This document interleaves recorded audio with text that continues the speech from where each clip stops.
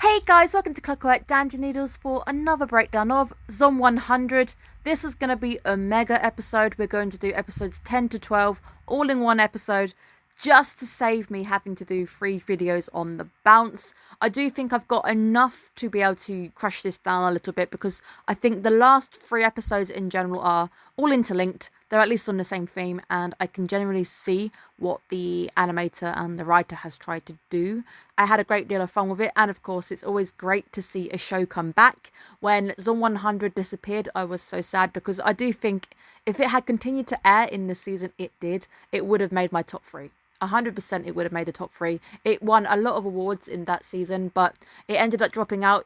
I'm glad they decided to at least release it within the same year and didn't make us do a Golden Kamui where it appeared 6 months down the line, and I think the hype had completely died out by that point.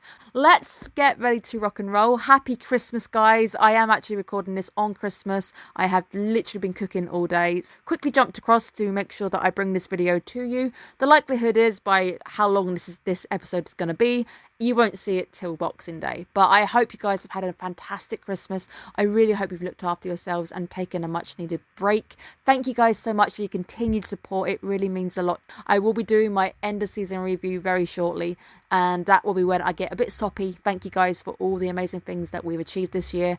Also, thank you guys. We have hit 800. I just don't like bragging about it too early just because I feel like anything could happen. We will discuss that in the end of season. And of course, at the end of the year, 5 days time, we're going to have the Anime of the Year award, which will be the first time I've ever done it on the show. I'm very excited to be able to crown my personal top anime, my top 3, and it allows me to go through the year as a whole and reminisce with you guys. So thank you so much. I really hope you're having a great day. Let's just jump straight into it. I did have to re-jog my memory about where we were actually getting up to. I do also have to agree with Akira's parents though. He does suit the dreadlocks. I don't know if we're going to keep it for much longer. I think he loses them by the end anyway, but they look really good on him. And I did notice that the OP had changed. It probably already changed. I noticed that they've put actual real life Tokyo into the OP.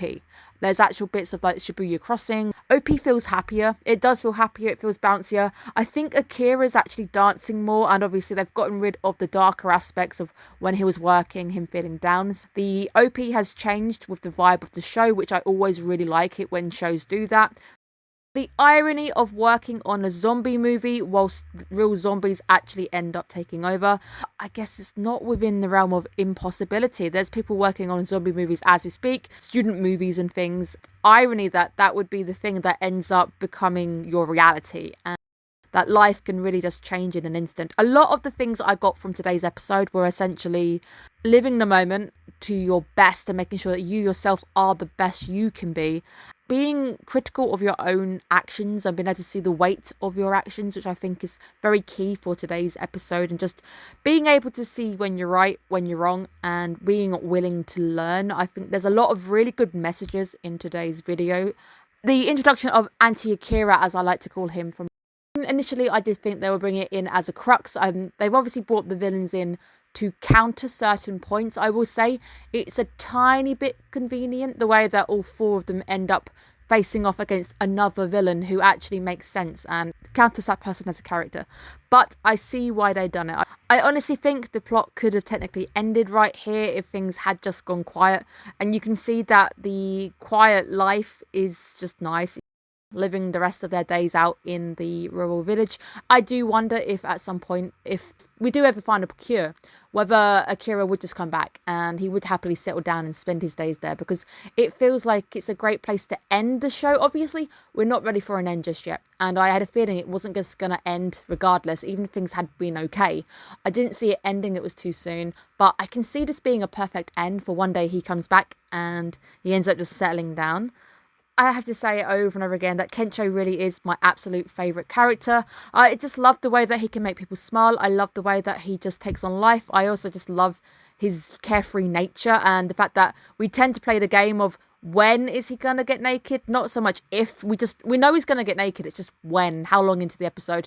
I will say in these 3 episodes, He was an absolute treasure and I love him to pieces. As much as I love him, he did become a bit painful to look at in the last episode because of the wall of blur, the wall of censorship. He was a bit painful. I was begging he took a bath, and when he finally took a bath, it was easier to look at him again. He is a fantastic character. I do like the main characters. I think they are all very well written.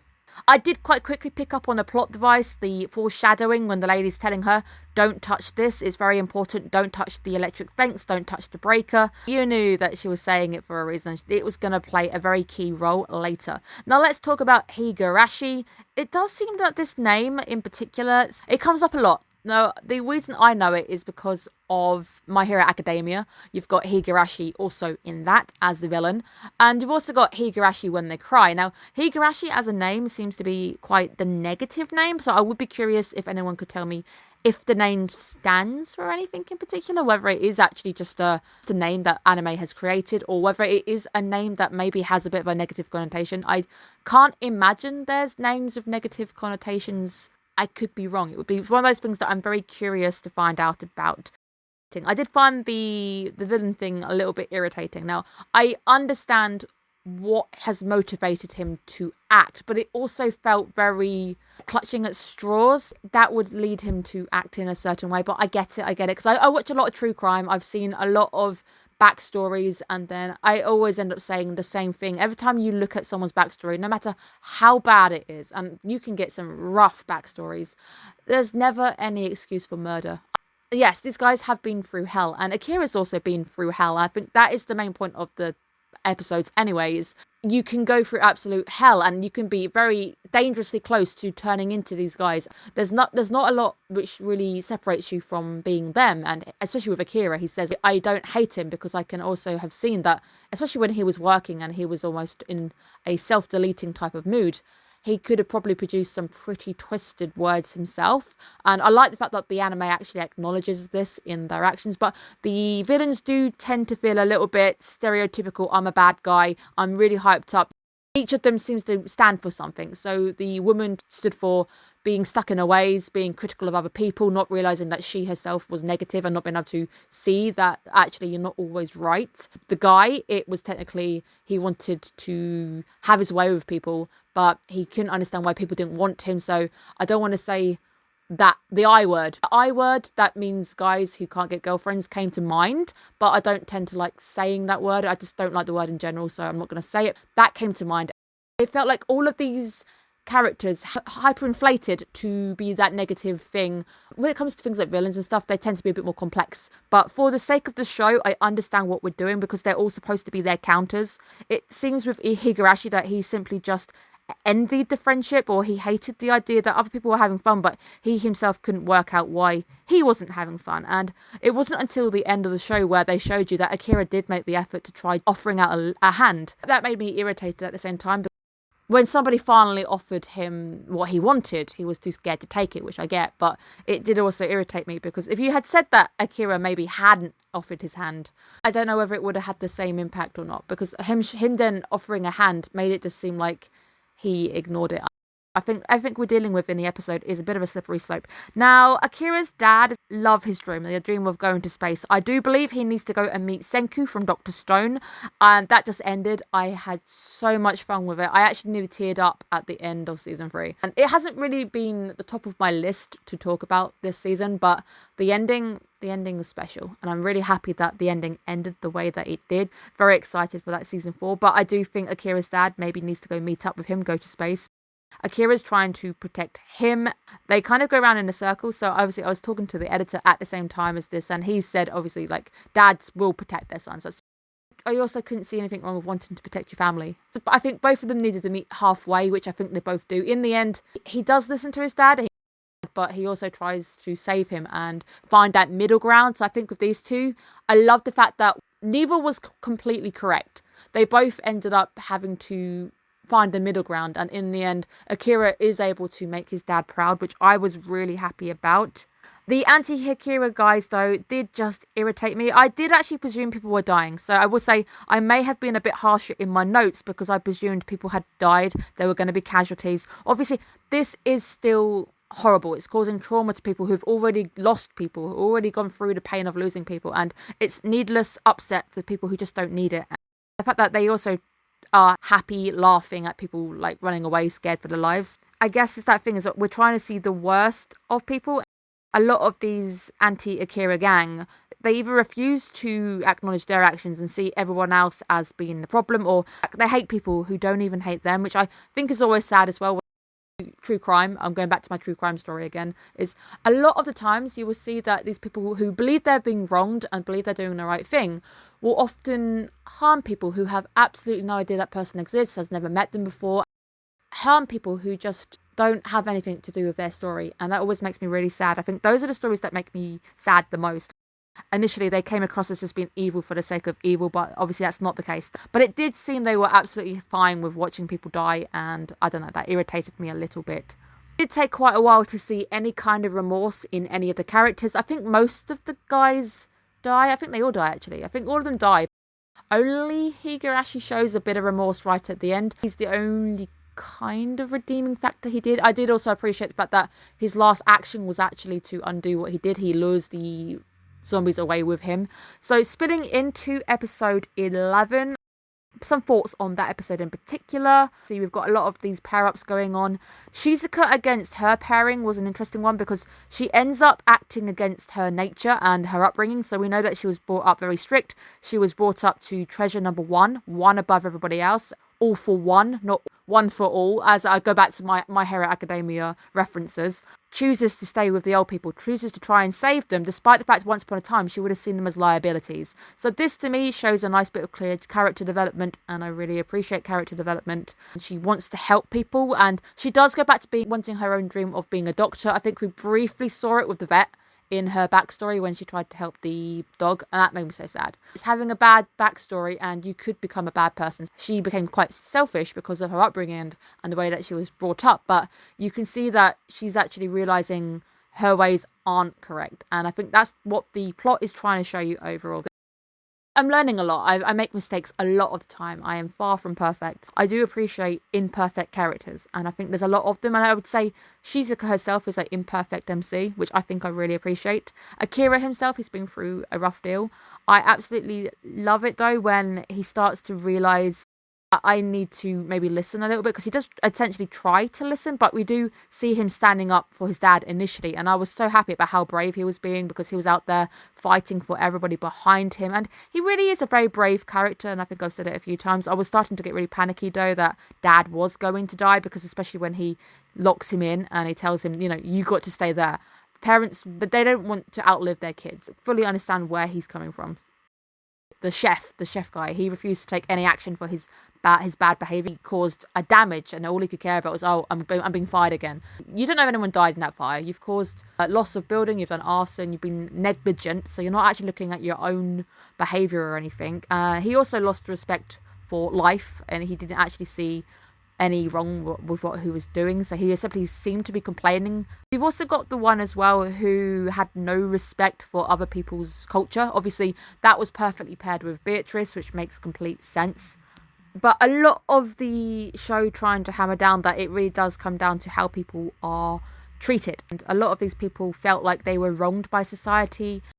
Akira was in the beginning, especially when he was in his job and he started to feel like he was being wronged by his job and everything. The point being made there was he was, but his perspective on things, and I guess it did take a whole zombie apocalypse for that to happen, but I really did appreciate the fact that the story feels very circular. And I was legit rooting for the guy with the gun, and him protecting Shizuka I really appreciate, because he's lost somebody, and sure, he sees her as somebody else and he's probably going a bit senile. He's still doing the right thing, and I love the fact that he wanted to protect her, and he was actually being a gentleman compared to the guy who just wants to take his own way. So I think there's a lot of convenient pairings, because obviously he was up against Shizuka, so could you imagine that guy being paired off against Akira or something? It wouldn't have the same effect, because you wouldn't get that sex dynamic going on with the male and the female, and him trying to take what he wants without asking or having permission or having to actually work for anything. Because if the guy had perhaps shaped up a bit, actually changed his attitude and actually started taking responsibility, who's not to say that he might have started to be a bit more appealing to people, being a bit nicer? Because him trying to just grab for her and do what he wants is just wrong. It's a wee bit convenient with the way that everything had been placed. Taking the whole episode, I guess all 3 episodes, as a big episode. The Beatrice pairing up, ladies saying, I don't respect your culture, to somebody who is simping for the culture. Yes, there's an extreme again, but at least one is looking and learning. She's looking at the culture and going, this is fascinating, I want to know more, as opposed to looking at a culture going, oh, that's weird, that's wrong, I don't appreciate that, or I don't want to appreciate that. So it wouldn't have worked to be up against Akira again, who is actually Japanese by birth. I don't think it would have worked, but it works when you've got Beatrice there, because obviously she's from Germany and they've got 2 different cultures. And when she was going through, they do this, they do that, they do that, and I was like, actually, you know what, I know this, because the weird thing for me when I went to Germany itself, and that's me coming from England to go to Germany closes on a Sunday. You can't do a great deal of anything on a Sunday, and they even have a day on, I think it's Mondays, where if you were open on a Sunday, say you were a museum or something, you can't open on a Monday because everybody gets at least one day that they're actually granted to take. It can be really annoying. I went to Germany by accident. It covered a Sunday. I didn't get food. There was nowhere to get a food from. They also don't have these little tiny convenience stores or anything. It was very difficult to find somewhere. I had to end up getting a takeaway. So I fully appreciate this pairing up and the idea of cultures. But to me, I find culture fascinating. Studied German for a bit. I have actually started learning Japanese, so I guess eventually I'm going to have 3 languages that I can speak, and I want to speak them as good as I can. That I want to understand people, take in as much as I can.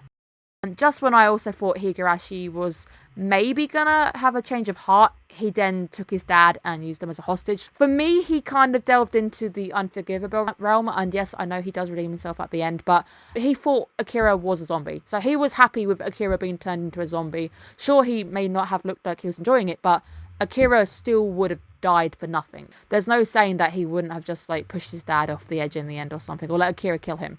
To me, there's no excuse to murder. There's no excuse to causing stress to people. And that stress that he must have placed on everybody in that village is just harsh. So let's quickly roll into the last episode now. I do like the backstory, so I will talk about Higurashi's backstory. The oversaturated look is nice because they used that in the beginning with Akira when he's having his oversaturated, dark, repetitive life. They used that again for Higurashi. With Higurashi, he ends up becoming a NEET and he's unable to really interact with people, and it's a phenomena that I have actually studied a little bit. There is that true crime stories that I've been looking into where there has been horrible, horrible stories of NEETs and them killing people, or their families will kill them. Dark story that I've recently looked into. I can't even remember the details, but the fact that he hated people who he didn't even know, he doesn't even understand these people, anger for people, and it's making him not see himself, which of course is what Akira says at the end. It's like, I also lost sight of myself. I didn't see me, and I stopped talking to the people I loved. I stopped seeing the things that actually mattered. And it's very easy to fall into that gap. It's just how you get yourself out. And obviously with Higurashi, he went too far. He didn't see Akira offering an arm to him and saying, actually, I want to hang out with you. You should come and hang out with us. So he didn't actually see that, which I think is really sad. The Akira dilemma at the end, whether he saves his dad or listens to his dad, was very, very nice. I see both Akira and his dad very alike. They both want the best for each other. Obviously, the dad has that obligation as a parent. He wants to protect his son. You can help other people, but you can give back by being alive. But Akira wanting to help people because that's the kind of person he is. I would be the same. I can't fault Akira. I know it's perhaps wrong, but I would also want to help people. If I was in that situation where people save yourself, I would struggle. And I know it's probably selfish of me to try to help somebody, especially in that situation. If I could think that I could do something, I would try to do something. I can't blame him, but it's nice to see both of them end up meeting halfway. So let's talk about the way that the whole episode now ends with Akira faking his zombiness, which I thought was so clever, because we are making use again of the skills that are around us, which I think a lot of the point of the village was, that we're making use of what we've got. So if you're a doctor, or we think you're a doctor, we're going to use your skills, we're going to appreciate your skills. The makeup artist, her coming back and being able to get Akira to look like a proper realistic zombie, I knew he'd faked it. For some reason, I just kind of figured they wouldn't end it just there. So I think my friend was like, oh, and I was like, no, it's fine, it's okay, I'm not panicking or anything. But it was such a clever thing of actually giving Higurashi what he wanted, and then realizing that that wasn't enough. He wasn't happy, even despite the fact that Akira, the person apparently he hated the most, was now a zombie. It just wasn't enough. And I love the way that Akira always comes through. I love the fact as well, he's just positive. He sees it as a chance to cosplay, and he's finding that light in a dark time, which is perhaps his strength, being able to turn something negative into a positive. That itself is a character growth, because we've seen right at the start that he was very negative, and in episode 1 he could have gone down a very bad route, and I like the fact that he ended up putting himself out, and it's that change of perspective that the show is really trying to push that I really appreciate. Even at the end, when we now get the redemption bit, he runs away, luring the zombies away. A cuddle at the end, which was very, very risky, because he could have bitten him and that would have been game over for Akira. I like the fact that he takes on Higarashi's wish. He asks him, what is it that you would have actually wanted to do? You know, ignore your anger, ignore how you feel. What did you want to do as a kid? What was the one thing that you really wanted? And it being as simple as, I want to hang out in a pool with my friends. I like the fact that Akira has taken that on himself. You know, even if I get turned into a zombie, I really hope doesn't happen. I hope they do actually find a cure. That he's like, okay, I will hang out with you in a pool. I will make it happen. And I like that, because Akira's just such a forgiving character. He's such a positive character. There's a lot you can learn from him. But it does come full circle, the idea of helping everybody out. I'm happy that there is no deaths, but I am shocked that nobody died or nobody actually got injured in all of that. I'm glad as well that the story comes full circle, because the old guy they helped last episode comes back. That your actions, having good deeds, eventually may pay off, and that's the point of the show. It's eventually that good act will come back. People will start helping you out, and you can have actually impact on people. And I think the point of the show is anyone could become Higurashi. Kira even sees how close he could have become that. So that is the underlying factor. And I love the moment at the end where Dad is proud. That is the best result for me, because no one ever told him that he was actually asking about Akira as soon as he literally left. And that's all that time he's been locked in that company, thinking his dad doesn't really care or hasn't bothered to communicate, but he does care. And it's just people just aren't vocal as much as they maybe need to be, which again is another idea that maybe we should reflect upon our faults. Really, really glad that the guy isn't dying. When they said it was lumps, I was like, oh, okay, it's cancer. It's bad. It's going to be really, really bad. But the guy's just basically been sat on the toilet too long. Very happy that that is the case, because I really did think we were going to have death regardless, if it was going to be a zombie or he was just going to die. I wasn't expecting the village to be a safe haven again at the end. I was expecting them to have to move, go somewhere else. I am very glad that we've still got a safe haven somewhere in Japan, and that could be the end of the story one day. Didn't realise it was hemorrhoids. I am glad that it's not life-threatening, but I guess if you don't get them treated, it could become life-threatening. Can you get really, really, really bad hemorrhoids? I've had hemorrhoids, but I've never had them really, really bad. They've always kind of just vanished in a few days. It would seem that the next chapter for Zom 100 would be to find a cure. I also found it impressive that they got to 86 out of 100 things written on the list. And once upon a time, everybody would have seen it as dumb. They didn't really want to get involved in his list. And now everybody is so excited to add something to the list. I love that change of perspective, that change of character, this character growth. Everybody now being like, you know what? Okay, fine. I'm going to write something on this damn list of yours. And I'm so happy that you can see every character has actually developed throughout the show. And I really like the way that character development is done in the show in particular. But will we find a cure? I don't know if we will, but I am hoping that we might. The end of the episode was really nice because it showed you happy endings, despite the fact that we're in an apocalypse, and the show itself started very bleak. Everything seemed bad, a lot of people were perishing, and the show itself seemed very lost at times. The end episode, that end last segment with seeing everybody actually rescuing each other, there's survivors and people are trying to help. It's lights at the end of a tunnel in very dark situations, and the fact that Zom 100 ends on a very positive note for a very dark show, despite the fact there's no cure right now, despite the fact that we don't know if they're going to still become zombies, because it seems inevitable that they will one day. But I think I love the fact that in the darkness, there are little tales of hope, and people are helping each other out, and people are bringing up the better qualities of humanity. And I think that's what the show is exploring. The show is exploring the negative, it's exploring the positive, and how it very easy you can cross over to one to the other. And I love the show. I think the show's great. And I just hope that if we do get a season 2, it's able to go for its full run, because the show itself took the internet by surprise. Everybody was talking about it. People who didn't even know anime were talking about Zone 100 because it came out of nowhere. So I really do believe that if it does come back, it needs a full run. And whether it takes them a year, 2 years, it takes as long as it takes. I think another thing that as an anime community which is coming out of the woodwork is the poor working conditions of a lot of these animators. Is just, we need to be more patient with anime. I think too much anime comes out every single season now. Sometimes we're up to 50, sometimes we're up to 70 titles coming out. If we just had to wait a little bit, I'm chill with that. My overall score for Zone 100 is an 8.5. I like the show. I know there's a lot of people who don't like it, but me personally, I think it's great. I love the way it's been done. I love the attention to detail. I love the colour. I love the animation. I like the soundtracks. I love the songs. I like a lot of things. The fact that the zombies were walking in time with the bass, in time with the actual drum beat.